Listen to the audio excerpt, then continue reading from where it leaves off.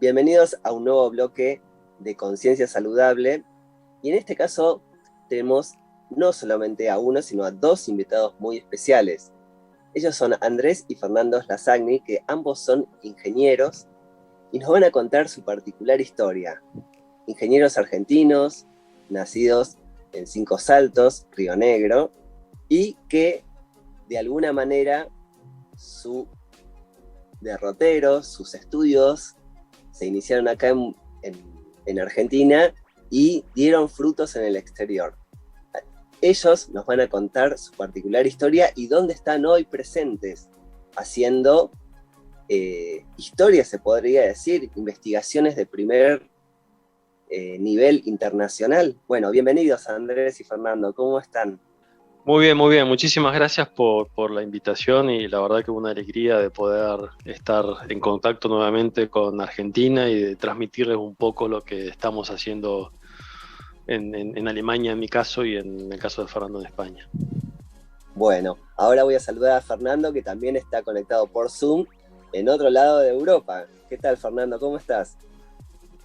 ¿Qué tal? Primero, muchas gracias por la invitación. Un placer volver a estar en contacto con vos y para contar, bueno, lo que estamos haciendo en distintos ámbitos de la ingeniería aeroespacial en mi caso. Bueno, vamos a comenzar con Andrés, desde la Universidad de Dresden, que está allí haciendo estudios de aeronáuticos. Andrés, contanos un poco cómo es tu inicio en esta carrera tan interesante que es la ingeniería y la especialización que estás actualmente haciendo en Alemania, ya como profesor. Bueno, sí, los comienzos fueron un poco guiados por la infancia. Siempre tuvimos, y hablo en plural porque es también el caso de Fernando, interés por las cuestiones más técnicas de comprender cómo las cosas funcionaban. Y bueno, tuve la suerte de una escuela, un colegio técnico, un colegio secundario técnico, en el cual realmente aprendimos muchísimo, orientado en química primero. Y bueno, y eso fue marcando ya el camino hacia las ingenierías y se dio la oportunidad al final de la carrera de ingeniería química de hacer el trabajo final ya en Alemania y comenzar a trabajar en tecnologías láser, en temas de láser, cómo funcionalizar superficies, dentro de ellas también aplicaciones aeronáuticas, como comentabas al principio.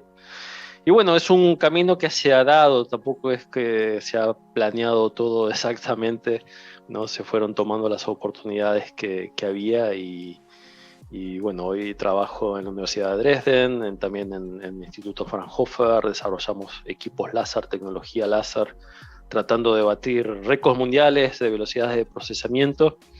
Y bueno, ese fue un resumen breve, digamos, de cómo llegué hasta acá.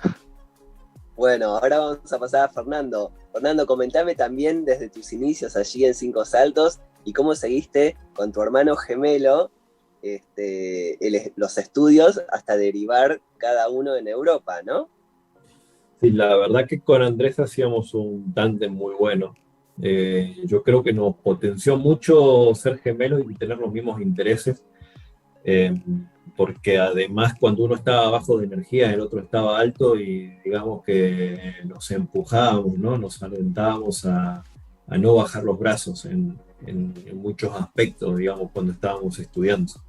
Y bien, sí, yo hice mi proyecto final ya en Viena, en Austria. Estuve trabajando unos 7 años en la Universidad Tecnológica de Viena y ya empezando, digamos, los estudios en lo que son aleaciones ligeras, primero para el sector del automóvil, aleaciones de aluminio principalmente, y luego ya aplicándolo al sector aeronáutico, en lo que es fabricación de aeronaves. Y bueno, tras esa experiencia en Austria, en Viena, me mudo a Madrid en el año 2008 a una empresa que se dedica a fabricar, entre otras cosas, sistemas para satélites.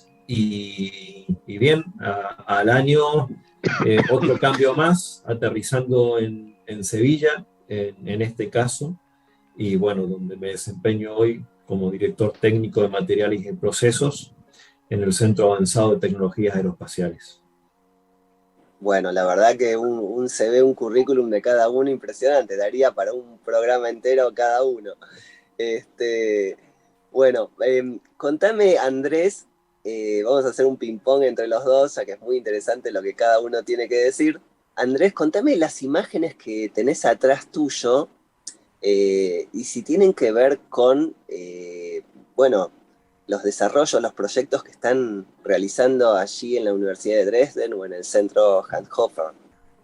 Sí, bueno, las imágenes que se ven atrás para los que están escuchando por radio se ven unas piezas metálicas muy coloridas, y esos colores no tienen nada que ver que se haya utilizado una pintura, ¿no? Son colores que se obtienen cuando la luz blanca se descompone, ¿no? La luz blanca, ¿no?, contiene todos los colores visibles, entonces vemos una especie de arcoíris sobre esas superficies. Y eso ocurre, por ejemplo, cuando hay estructuras muy, muy, muy pequeñas, que son muchísimo más pequeñas que el diámetro de un cabello, ¿no? La luz se difracta. Y lo que vemos en particular es que esas superficies fueron producidas utilizando la radiación láser, ¿no? Y yo te contaba en veces anteriores, ¿no?, que nuestra idea es la de tratar de imitar la naturaleza, que la naturaleza es muy sabia, ¿no?, porque ha tenido muchísimo tiempo para desarrollarse, ha desarrollado formas para sobrevivir, ¿no?, para prolongar la vida de los organismos. Y si nosotros aprendemos de la naturaleza y tratamos de generar esas superficies en metales o en cerámicos o en polímeros, podemos tener nuevas funciones, ¿no? Y esto ocurre cuando tenemos entonces los materiales estructurados, tratados con estos elementos que son muy, muy, muy pequeños. Por ejemplo, podemos hacer una superficie que sea antibacteriana, ¿no?, que las bacterias no se adhieran o que mueran. Podemos hacer motores con menor rozamiento. Podemos hacer alas de aviones que no se congelen, ¿no?, que el hielo no se adhiera, y bueno, y muchísimas otras cosas, como también mejorar la biocompatibilidad de implantes. Y como en todo proceso industrial, ¿no?, el tiempo es dinero, hay que fabricarlo rápido, hay que disminuir los tiempos de fabricación. Entonces, otra parte de trabajo en el equipo se dedica justamente al desarrollo de estas tecnologías láser para tratar superficies muy grandes a altas velocidades, para que el costo de, por ejemplo, tratar 1 centímetro cuadrado no sea más que algunos centavos. Y bueno, y de esta manera tener productos de mayor valor agregado, mucho más complejos, con mejores funcionalidades, que tengan mayor durabilidad, lo cual es muy importante hoy en el mundo, ¿no?, para disminuir la utilización de materiales, de los recursos naturales. Entonces, bueno, nos dedicamos más que nada a esos temas.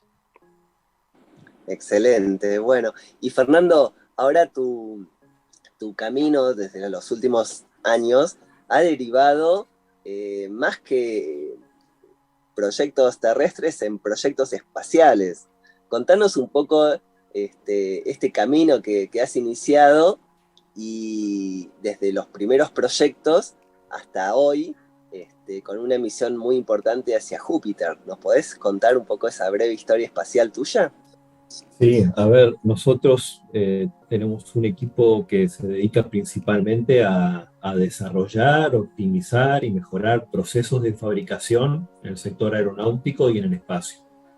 Entonces, pensemos, como bien decía Andrés, siempre se intenta optimizar los tiempos de producción y, por ejemplo, el sector aeronáutico generalmente es una industria bastante manual en lo que es la fabricación de algunos componentes. Se busca buscar la automatización de procesos, automatizar lo que es la fabricación, la inspección, y últimamente, hace unos 10 años que empezamos a trabajar, toma un rol muy importante lo que es la impresión 3D. Impresión 3D en el caso de estructura metálica. ¿Y por qué la impresión 3D? Bueno, principalmente porque es una tecnología que nos va a permitir fabricar cualquier tipo de diseño, no vamos a estar limitados al proceso de fabricación, y fabricar cualquier tipo de diseño nos permite bajar el peso.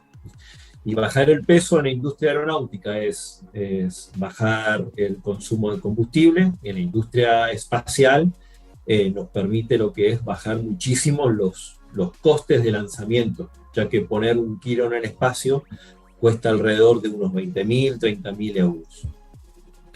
Entonces, particularmente en el campo de la impresión 3D, empezamos a trabajar ya hace muchos años, a utilizarla en lanzadores, digamos, en plataformas espaciales, como puede ser Ariane 5 o Vega, que son los lanzadores de la Agencia Espacial Europea, y a continuación en otros proyectos donde se utiliza, por ejemplo, en distintas aplicaciones, como en satélites, componentes metálicos que pueden ser una antena mucho más funcional, mucho más ligera, estructura de los satélites que pesen la mitad que una pieza por convencional, y hemos andado ese camino consiguiendo calificar la tecnología que nos dio la oportunidad de introducirlo finalmente en una misión espacial que va a Júpiter.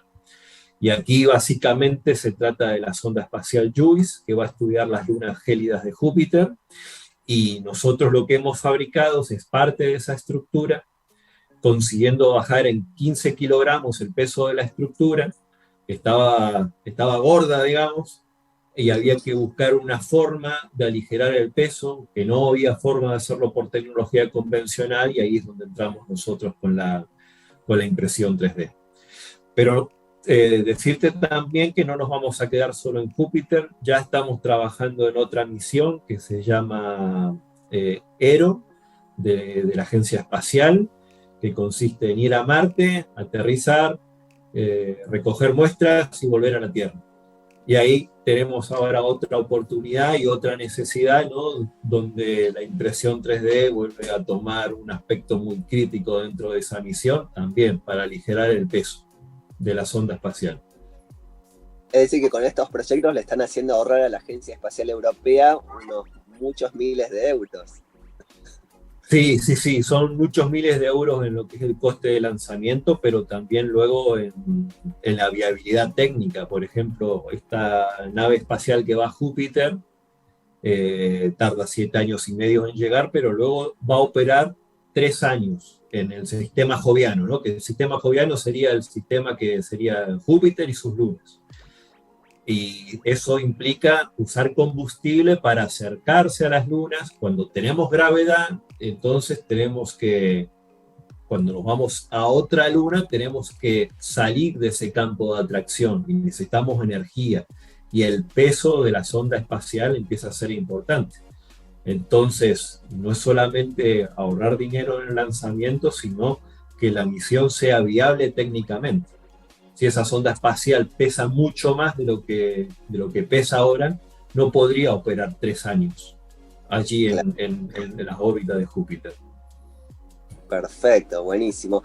Andrés, en una charla previa que tuvimos me contabas los inconvenientes que ha generado el coronavirus, la pandemia, esta paralización de casi 2 años en muchas cuestiones. Por lo menos el primer año como que casi paralizó al mundo, y también como fue una oportunidad para, en la universidad donde estás, en los centros donde vos desarrollás tu investigación, contanos un poco cómo aprovecharon también ustedes a ser más eficientes a partir de la pandemia. Sí, me imagino que a muchos les ha pasado lo mismo. La pandemia, sobre todo al principio, fue un impedimento importante, sobre todo cuando uno hace trabajo experimental. Quizás, entre paréntesis, ¿no?, para comentar, en Alemania el sistema científico funciona de tal manera de que para que nosotros podamos hacer algo, hay que escribir un proyecto, alguien nos tiene que dar dinero, digamos, hay que ganar, hay que concursar, y cada persona que está en el equipo está porque hay un proyecto que paga ese salario, digamos, además de los materiales, etcétera. Y hay fechas límites, a las agencias que nos financiaron o que nos financian no les importó que había COVID, digamos, ¿no? Los proyectos no se extendieron, no se pagó más de las agencias, digamos, a nosotros para que podamos contratar a las personas por más tiempo. Por lo tanto, no podíamos parar, era imposible no parar. Entonces, si bien las primeras semanas estuvimos un poco paralizados porque se sabía muy poco de la enfermedad, ¿no? los riesgos involucrados, bueno, empezamos a reducir al principio, ¿no?, la cantidad de personas que podían estar en los laboratorios, tratando de aislar los equipos o las áreas donde participaban, donde trabajaban las personas lo más posible, implementar sistema no sé cómo se dice en español ahora, pero de turnos, ¿no? El turno mañana, turno tarde. Protocolos. Gracias. Para poder aumentar la cantidad de horas durante el cual las máquinas están trabajando. Y lo que nos vino muy bien fue en que se empezó a planificar muchísimo mejor lo que se iban a hacer en las horas que había disponibles que cada persona adquiría para utilizar los equipos. Entonces eso nos permitió ser muchos más eficientes en la forma de trabajar. Nos tuvimos que digitalizar en muchos aspectos, ¿no? Como lo que estamos haciendo ahora. Esto existe hace muchísimo tiempo, pero no lo sabíamos porque no habíamos tenido la necesidad de utilizarlo. Y bueno, hay muchos viajes que nosotros, o sea, los profesores en Alemania hablan mucho con la industria, visitan muchas empresas, tratan de solucionar problemas. Muchas de esas reuniones que antes se viajaban, ahora ya no es necesario, ¿no? Se hacen online. Entonces, hay cosas que van a quedar, que nuevamente lo que decía, que aprendimos a ser mucho más eficientes. Y bueno, y otras cosas que esperamos que desaparezcan, porque obvio que el contacto humano, la posibilidad de hablar durante el almuerzo, ¿no? Eso permite muchas cosas que a través de la digitalización no es posible. Y también, Fernando, una cosa que me contaste es que el coronavirus tampoco espera los proyectos espaciales. Contame eso, por qué es y cómo es los plazos de las entregas de las piezas espaciales. Exacto, estos, digamos, van, por ejemplo, en el caso de la misión a Júpiter, hay ventanas.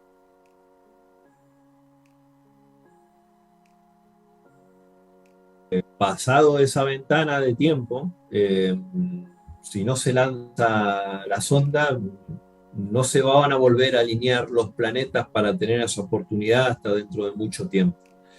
Entonces, eso ha hecho de que era imposible parar, de que hemos tenido que optimizar mucho los procesos y apretar el acelerador en algún momento, doblando turnos. Y ahí realmente esto se logró gracias al compromiso de un gran equipo que hay detrás. Yo muchas veces soy la cara visible que cuenta las cosas lindas que hacemos, pero realmente hay muchos ingenieros detrás con muchas ganas, con mucha energía y muy comprometidos que sacan el trabajo adelante. Y fue una prueba también de lo que es el trabajo en equipo, ¿no?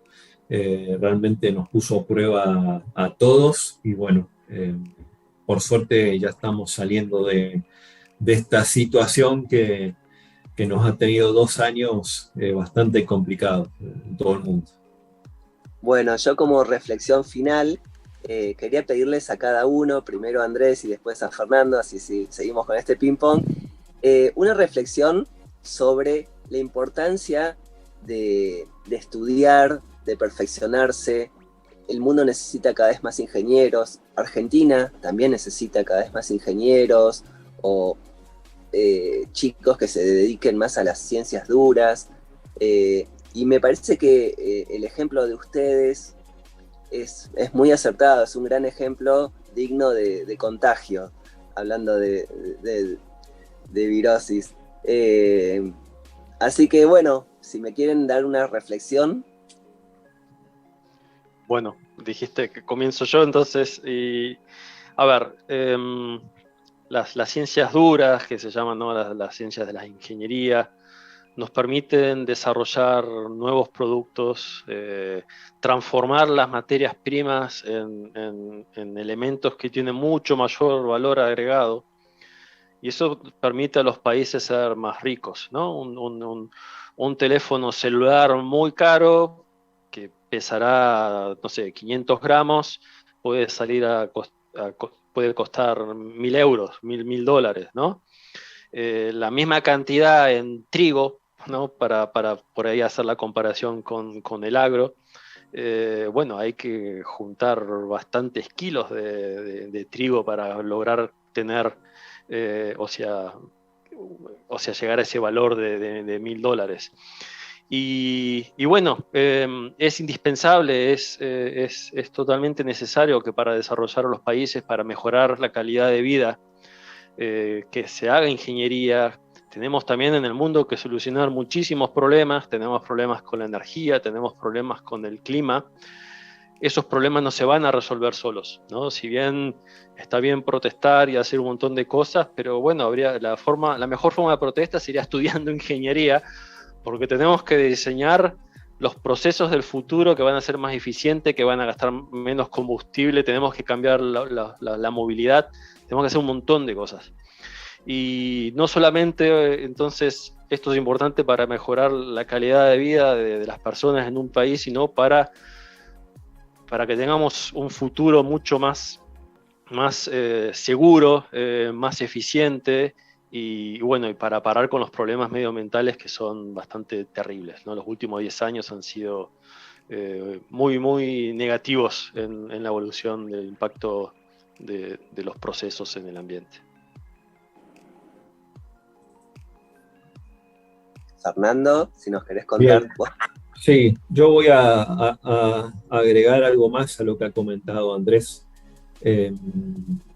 Lo que decías inicialmente, para hacer todo esto que dice Andrés se necesitan ingenieros, hay una deficiencia de ingenieros, faltan ingenieros en el mundo, faltan los países desarrollados, de hecho aceptan y buscan captar muchos ingenieros de otros países. Pero también quiero dejar un mensaje a los políticos, porque muchas veces se escucha hablar de planes económicos y de bajar la inflación, de comprar, de que el Banco Central compra dólares, que hagan esto, que hagan aquello, que hagan lo otro, de emitir, de no emitir. Pero pocas veces escucho hablar de planes a largo plazo donde se apueste por cómo se va a mejorar la economía. Digamos, la economía no es algo, digamos, que se arregla con leyes económicas, se arregla desarrollando un modelo productivo, se arregla diciendo, ok, Argentina en los próximos 20 años tiene el potencial, por ejemplo, de desarrollar software, tiene el potencial de desarrollar equipamientos para el agro, hay una posibilidad de trabajar en la industria espacial, hay una posibilidad de trabajar en el sector de las telecomunicaciones y de desarrollar servicios utilizando satélites. Entonces, es más complejo el tema.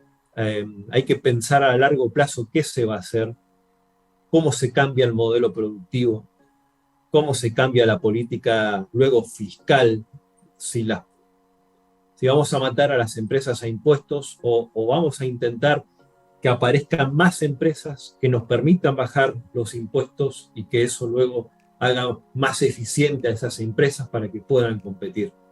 Entonces creo que hay muchas preguntas que nos debemos plantear y esto sale por generar un plan a largo plazo.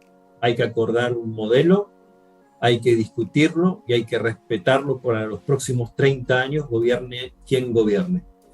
Y creo que eso es una labor que tienen que hacer los políticos. Y te cierro con una cosita. Hace un mes, como bien sabes, estuvimos en Argentina y tuve la suerte con Andrés de hacer una visita al Congreso. Y en una de las salas del Congreso hay un vitró en el techo donde, fíjate los años que tiene el Congreso, ¿no? En ese edificio, en el techo, se marcaban 5 pilares que se tenían que desarrollar para que el país le vaya bien. Estaba la justicia, estaba la ciencia y la tecnología. No me acuerdo ahora exactamente cuáles eran las 5, pero fíjate vos que los fundadores de la patria se dieron cuenta de que la ciencia era el motor para el desarrollo de la economía. El agro también está, hay una reseña al agro. Hay que mirar el techo del Congreso y hacer lo que dijeron los fundadores de nuestro país, nada más que eso. Bueno, bueno, Andrés, Fernando, Lasani, les agradezco mucho haber estado acá en Conciencia Saludable y seguimos en contacto para nuevos proyectos y desarrollos exitosos que ustedes están protagonizando en Europa.